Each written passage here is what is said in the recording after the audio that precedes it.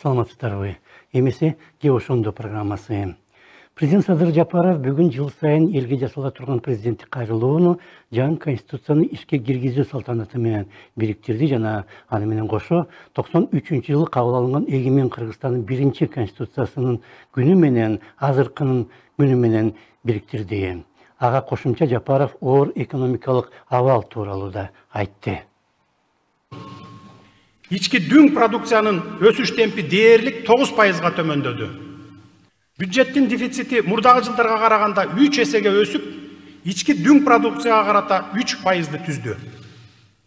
Ал эми жыл соңуна карата тышкы карызыбыз içki dün produksiyaga karata 58%'ды түзүп, эң эле опурталдуу чекке жетти. Айыл чарбасы майда товар өндүрүүнүн деңгээлинен көтөрүлө албай, өнүмдүүлүгү төмөн. Азыркы кыйынчылыктар жалгыз эле экономикалык абал же аны коронавирустун пандемиясы оорлоштурганы менен эле чектелбейт.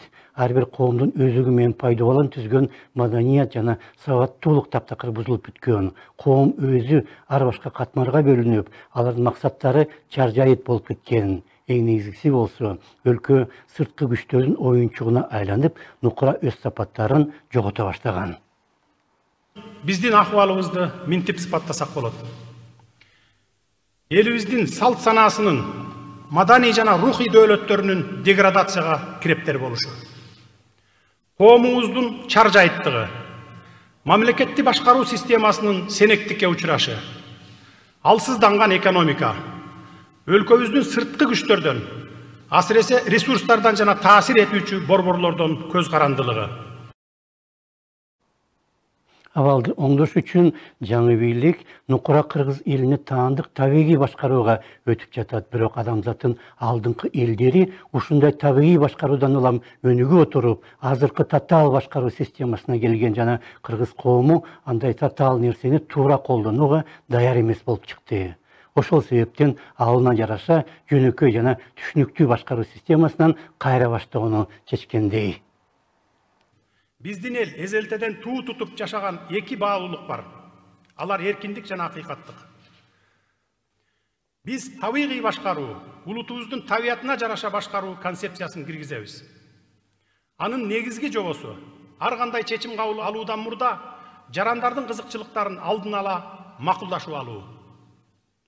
Дал ушул себептен улам биз Конституцияга курултай институтун киргиздик. Президент шайлоо системасына да токтолду. Анткени болуп өткөн 3 революциянын экөө шайлоо учурунда кеткен адилетсиздиктен улам чыккан. Быйыл күзүндө болсо дагы бир шайлоо өткөрүлгөнү турат. Садыр Жапаров мурдагы шайлоонун баарын бузганын жана көкөйгө көк таштай тийген добуштарды сатуу жана сатып алуу көрүнүшүнө токтолуп, бул ыкма түп тамырдан бери жок кылынат деп ишендирди. Административдик кийлигишүүгө тыюу салганыбыз менен добуштарды сатып алуу сындуу көрүнүштөр кечеки жергиликтүү шайлоолор маалында байкалды. Мындай көрүнүштөрдү түп тамырынан бери жок кылабыз. Буга күчүбүз да, эркибиз да жетет.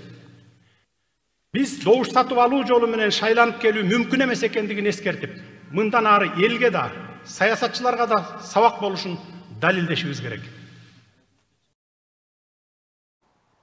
Жаңы конституция боюнча эми Кыргызстанда президенттик башкаруу ишке кирди. Министрлер кабинети президенттик аппарат менен бириктирилет. 89-берене боюнча болсо, министрлер кабинетинин иши үчүн президент өзү жеке жоопкерчиликтүү болот. Жапаровдун айтымында, ал жыл сайын элдик курултай алдында отчет берип турат жана эл талап кылган гана иштерди жасайт. Мен жыл сайын жалпы элдик курултайдын алдында президенттин иш аракеттер планынын аткарылышы жөнүндө отчет берип турууга ниеттенип жатам. Элибиздин татыктуу жашоосун, алардын коопсуздугу менен укуктарын камсыз кыла алабыз деген бекем ишенимдемин. коомдун бардык тармактарынын, жалпы кыргыз элинин колдоосуна ишенем. Жалпы элибиз менен бирдикте эл талап кылган иш-чараларды аткарууга менин күчүм жана эрким жетет. Başka misaldın bарын koldanıp görüp, alarda işki aşıra albağandıktan emi biz dağı bir жаңы системаны сынап көрөлү дегендейбиz. Ge oşondo, salamat ağınızlar.